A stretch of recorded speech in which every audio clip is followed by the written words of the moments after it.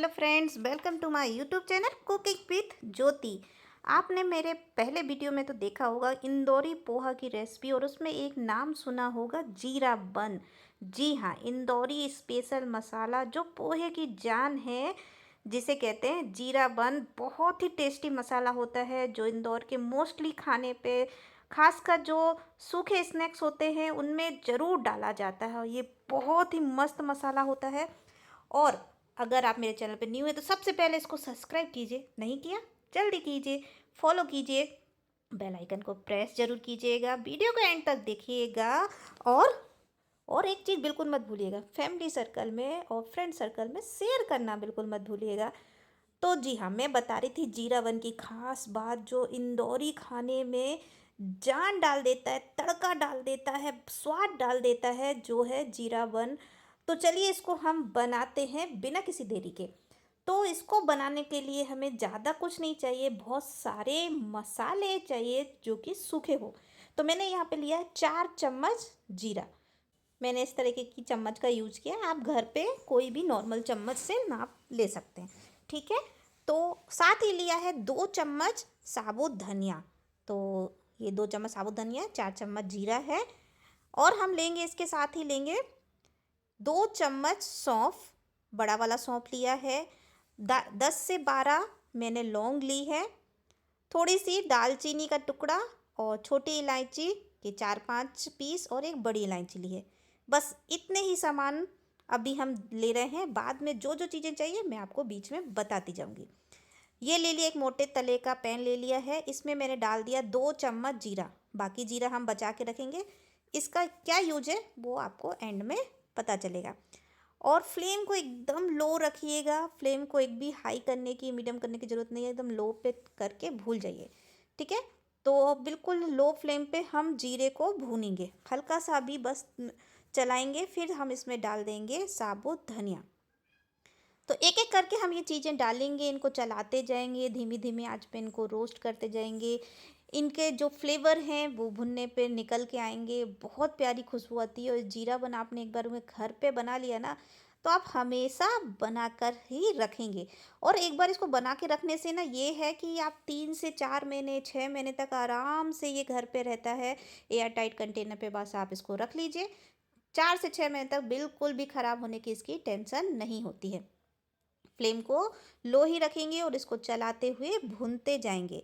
साथ ही अब मैं डाल रही हूँ इसमें जो हमने सौंफ लिया था और लौंग ली थी, वो हम डाल देंगे। एक साथ बिल्कुल सामान मत डालिएगा, बिल्कुल धीरे धीरे उसकी प्रोसेस के हिसाब से, कैसे किसके बाद क्या डालना है, वो कितने टाइम पे रोस्ट होगा, उसके हिसाब से हम चीज़ों को ऐड करेंगे। तो बहुत ही अच्छी चीज़ बनने जा रही है। आप घर में पोहा बनाते हैं और थोड़ा सा ऊपर से 2-3 चुटकी और जीरा बन डाल दें तो आहा, पोहे का स्वाद तो बिल्कुल 4 से 6, मैं तो कहूँगी 10 गुना बढ़ जाता है।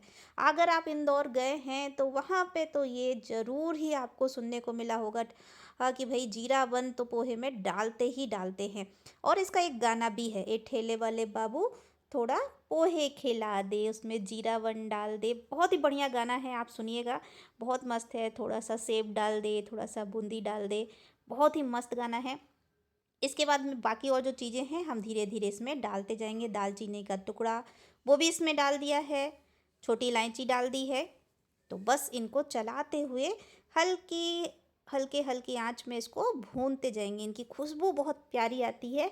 और ये जब ये सारी चीज़ें भून जाती हैं और हम और भी चीज़ें इसमें ऐड करते हैं, बहुत ज़बरदस्त इसका फ्लेवर बनता है।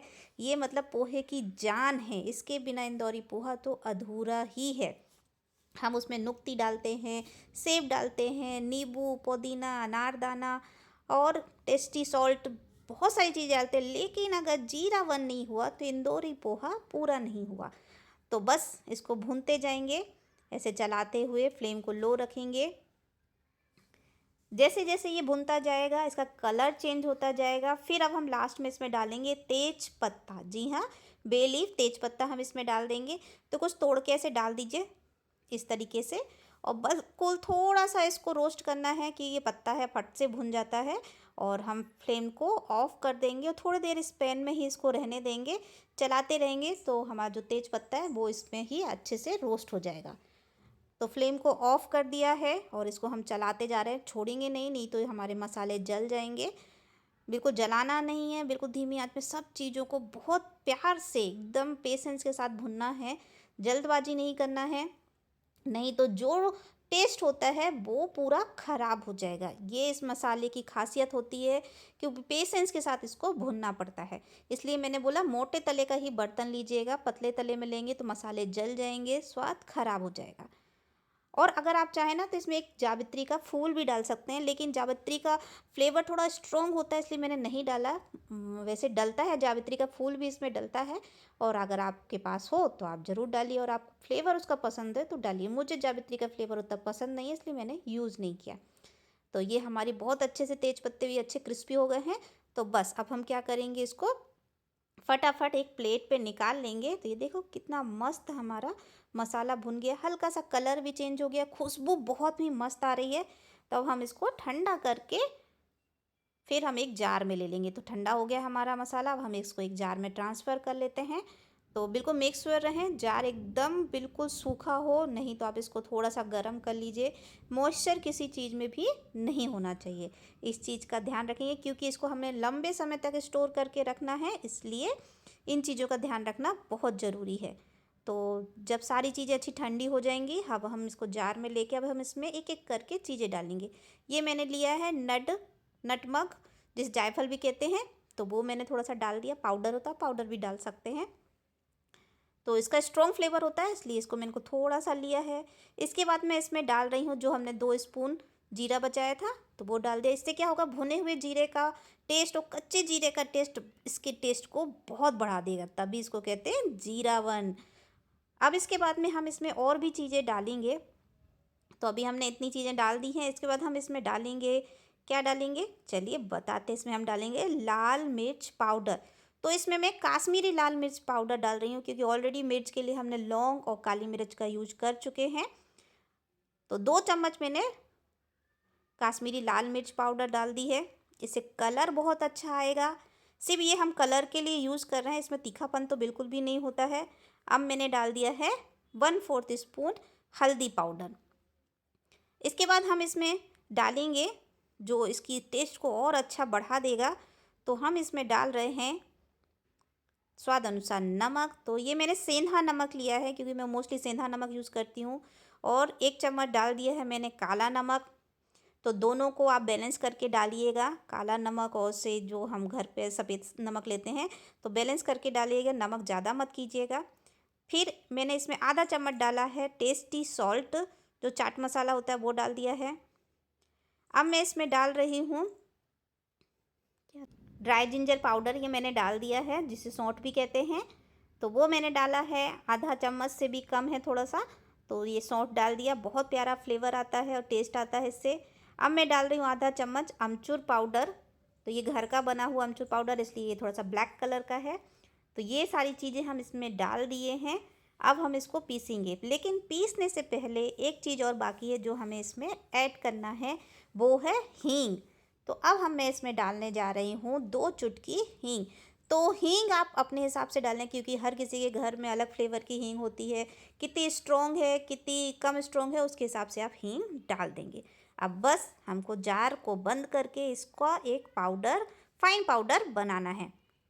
तो ये देखिए ये पाउडर बन गया है, लेकिन एकदम बारीक नहीं है, थोड़ा सा हाथ में आ रहा है। और हमें जो जीरावन पाउडर चाहिए एकदम बारीक चाहिए। तो हम क्या करेंगे, अभी हम इसको निकाल लेंगे, फिर हम जो छलनी होती है, छलनी नहीं, छलनी जो होती है, तो हम उससे इसको छान लेंगे। तो जो मैदे वाली छलनी होती है, बारीक वाली, एकदम बारीक वाली मैदा छानने वाली, हम उससे इसको छान लेंगे, क्योंकि अभी ये थोड़ा सा दरदरा है और हमें एकदम फाइन पाउडर चाहिए, इसलिए हम इसको छन्नी से छानेंगे। तो ये लीजिए, हम छन्नी ले लेते हैं, अब इसको हम छान लेते हैं। तो बस इसको हाथ से चलाते हुए, ठोकते हुए आप इसको छान लें। मेरी तरह गलती मत कीजिएगा, थोड़ा बड़ा बर्तन लीजिएगा, नहीं तो इस तरीके से हाथ से कर करके कि एक ही जगह सेंटर में गिरे आपको करना पड़ेगा। तो आप बड़े बर्तन में इसको छान लीजिए अच्छे से। ये देखिए अब एकदम परफेक्ट कंसिस्टेंसी है इसकी, एकदम बारीक पाउडर है, बस इतना ही हमें चाहिए। और बस हम इसे फटाफट किसी भी एयर टाइट कंटेनर में, किसी भी डब्बे में फटाफट भर लेंगे और हमारा टेस्टी सा जीरा वन पाउडर बनकर रेडी हो गया। बहुत ही खास मसाला है। आप चाट में, फुल्की में, पकोड़े में, भजिया में, चिप्स के ऊपर, आप घर पे पापड़ फ्राई करते हैं, मसाला पापड़ बनाते हैं, किसी के भी ऊपर इसको डालकर खा सकते हैं। आप मूंगफली रोस्ट कीजिए, चना रोस्ट कीजिए, उसमें से थोड़ा सा ये डालिए, मखाना रोस्ट कीजिए, इसको डालिए। हमारे इंदौर में तो ये हर चीज़ में डलता है, तो ये इंदौरी खास स्पेशल मसाला है। आप सारे चाट मसाले भूल जाएंगे जब एक बार घर पे ये इंदौरी जीरा वन पाउडर आप घर पे बना लेंगे। तो ऑलरेडी मैंने बहुत सारा घर पे बना के रखा था, तो इसलिए अभी मैंने थोड़ा सा बस वीडियो बनाने के लिए ये बनाया है। तो इस तरीके का स्टिकर लगाइए, अपने घर पे रखिए। आप किसी भी चीज़ में, रायते में, दाल में, सब्जी में, कोई भी सूखी सब्जी बनाते हैं उसके ऊपर थोड़ा सा जीरा वन डाल दीजिए। मखाने खिलाते हैं, पनीर खिलाते हैं बच्चों को, उसके ऊपर डाल दीजिए। आलू फ्राई कर रहे हैं उसमें डाल दीजिए। आप फ्राइड राइस बनाएंगे उस पर ऊपर से डाल दीजिए। हर खाने के स्वाद को ये 2 से 4, 5, 6, 10 गुना बढ़ा देगा। जैसे मैंने अभी पनीर फ्राई किया बच्चे को देने के लिए, तो बस मैं इसके ऊपर थोड़ा सा मैं अपना जीरा वन डालूंगी। किसी प्रकार का नींबू नहीं, मसाला नहीं, नमक भी कुछ भी डालने की ज़रूरत नहीं है। चुटकी भर जीरा वन डालिए और आपका काम हो जाएगा। एक मसाला बहुत सारे काम बना देगा आपका। और अगर आप पोहे बनाएंगे तो पोहे में तो ये डलता ही है। पोहे का तो ये गहना है जीरा वन, जो उसके स्वाद को बहुत ज़बरदस्त बनाता है। तो फटाफट आप भी ये बनाइए जीरा वन और मुझे कमेंट्स करके बताइए कि आपको ये रेसिपी कैसी लगी। और पोहे की रेसिपी मैं पहले भी डाल चुकी हूँ, डिस्क्रिप्शन बॉक्स में इसका लिंक मैं शेयर कर दूँगी।